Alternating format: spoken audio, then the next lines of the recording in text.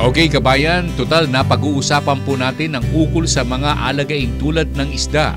Nasabi ng ilang dalubhasa sa larangan ng pangisdaan na patuloy ang kanilang pagsasaliksik ukol sa iba't ibang uri ng mga isda tulad ng tilapia, bangus at marami pang iba.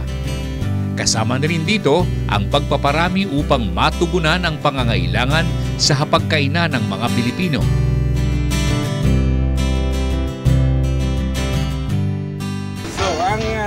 Salaing tilapia ay mahalaga because ang malaking area natin for aquaculture ay brackish water.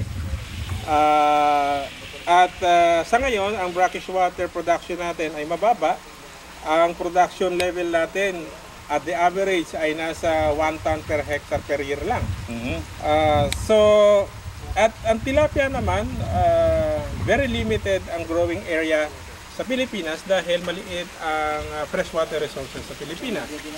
So kahit na anong pag-uutos sa atin ng government na i-expand pa ang ating production ng tilapia, hindi tayo masyadong makausap. Sa nangyayari ngayon, mas nababawasan pa because of incidents ng fish kills.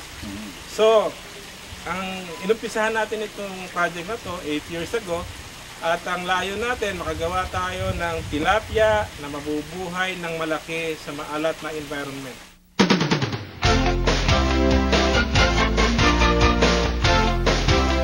Kabayan, ang larangan ng pangisdaan sa Pilipinas ay hindi mahuhuli sa mga kalapit na bansa sa bahaging ito ng Asya.